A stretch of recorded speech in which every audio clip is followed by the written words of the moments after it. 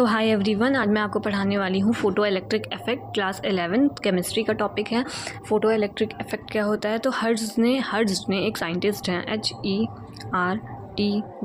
तो उन्होंने एक एक्टिविटी परफॉर्म करी थी। उन्होंने क्या करा था, एक जैसे मेटल का सरफेस लिया था। एल्कली मेटल्स, जैसे सोडियम नहीं है, हैवी मेटल्स होने चाहिए एंड फ्री इलेक्ट्रॉन्स उसमें होने चाहिए। तो जैसे एल्कली बोल सकते हैं, पर एल्कली में भी सोडियम नहीं होगा, पोटेशियम होगा, रुबीडियम होगा, सीजियम होगा। लिथियम सोडियम उन्होंने यूज़ नहीं किया था। Please note it down. Potassium, rubidium, caesium ऐसे मेटल्स उन्होंने यूज़ करे थे।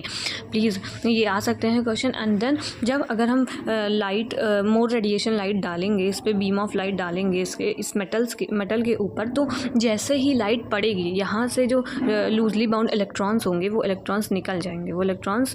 उन्होंने ये एक्टिविटी परफॉर्म करी एंड इसी फिनोमेनन को उन्होंने फोटो इलेक्ट्रिक इफेक्ट बोला। When a beam of light strike a metal surface like potassium, rubidium, caesium and then the photoelectron, और जो इलेक्ट्रॉन निकले उन्हें फोटो इलेक्ट्रॉन बोलते हैं। तो वही फिनोमेनन फोटो इलेक्ट्रिक इफेक्ट करते हैं। कुछ एक्सपेरिमेंट ऑब्जर्व हुए, मतलब उन्होंने क्या क्या रिजल्ट ऑब्जर्व किए जब उन्होंने ये एक्टिविटी करी। चलिए इसको देखते हैं। पहले उन्होंने किया, जैसे ही उन्हें एक मेटल पे यहाँ पर देखिए बीम ऑफ लाइट हुई, तुरंत ही जैसे ही पड़ी और तुरंत ही फोटो इलेक्ट्रॉन्स निकले, मतलब कोई टाइम लैग नहीं हुआ। There is no time lag between the striking of light and the ejection of electrons from the metal surface. और दूसरा पॉइंट क्या है, मतलब कोई टाइम लैग नहीं हुआ, नो टाइम लैग, कोई भी टाइम नहीं लगा।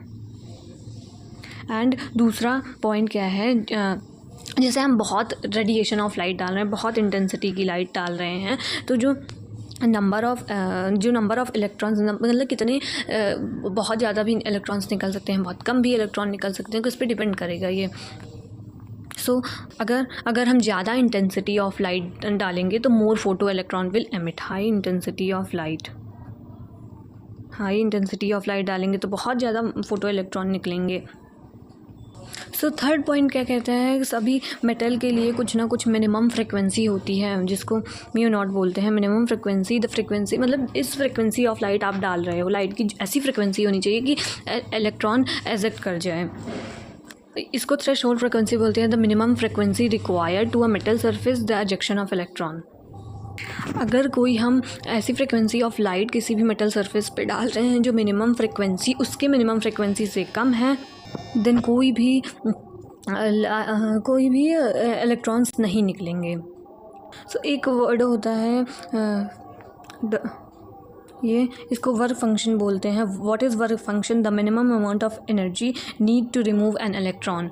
एक इलेक्ट्रॉन को निकालने की जो मिनिमम अमाउंट ऑफ एनर्जी लगती है उसे वर्क फंक्शन बोलते हैं। ओके, तो पहला पॉइंट है, अगर आप कोई भी फ्रिक्वेंसी ऑफ लाइट डाल रहे हो जो कम है मिनिमम फ्रिक्वेंसी से, तो कोई भी नो इलेक्ट्रॉन्स विल एमिट, कोई भी इलेक्ट्रॉन नहीं निकलेंगे। एंड दूसरा, अगर आप ऐसी फ्रिक्वेंसी, ये आपकी फ्रिक्वेंसी जो आप डाल रहे हो और वो इक्वल है थ्रेशोल्ड फ्रिक्वेंसी के, देन क्या होगा, वो इलेक्ट्रॉन्स निकलेंगे, बट इलेक्ट्रॉन्स को मूव करने के लिए मूव नहीं होगा, मतलब बस इलेक्ट्रॉन निकल जाएंगे। एंड अगर आप फ्रिक्वेंसी डाल रहे हो जो बड़ी बहुत ज़्यादा है इससे थ्रेशोल्ड फ्रिक्वेंसी से, तो इलेक्ट्रॉन तो निकलेंगे बट उनके पास काइनेटिक एनर्जी भी होगी। काइनेटिक एनर्जी मतलब एनर्जी जो हमें मूवमेंट के लिए लगती है, मोशन के लिए, तो एनर्जी निकलेगी। एंड इनको जाने के लिए भी तो जो एनर्जी लगेगी उन्हें काइनेटिक एनर्जी। अगर जो हम फ्रिक्वेंसी डाल रहे हैं वो अगर ग्रेटर देन हुई थ्रेशोल्ड फ्रिक्वेंसी से, देन यहाँ पर इलेक्ट्रॉन तो निकलेंगे ही एंड काइनेटिक एनर्जी भी निकलेगी। So please note it down, अच्छे से समझ लीजिए। और जो मैंने बताया काइनेटिक एनर्जी डिपेंड करती है कितनी ज़्यादा लाइट की फ्रिक्वेंसी है।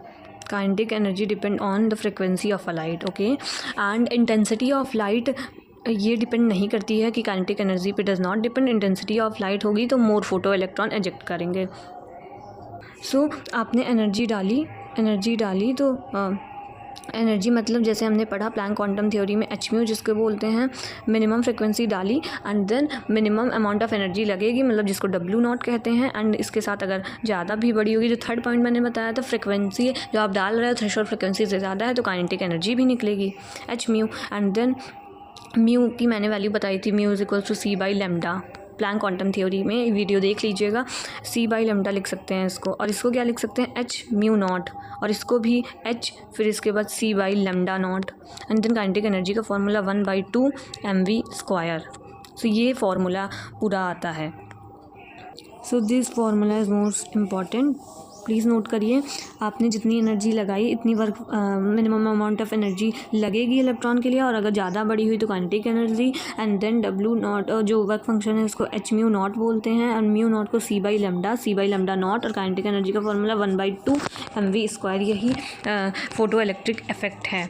h/μ is equal to h/μ0 + ½ mv², and then frequency of light kinetic energy पे डिपेंड करेगी, कितनी काइनेटिक एनर्जी होगी वो फ्रिक्वेंसी ऑफ लाइट जितनी ज़्यादा होगी। और intensity of light does not depend upon kinetic energy. Intensity of light only depends on more photoelectron.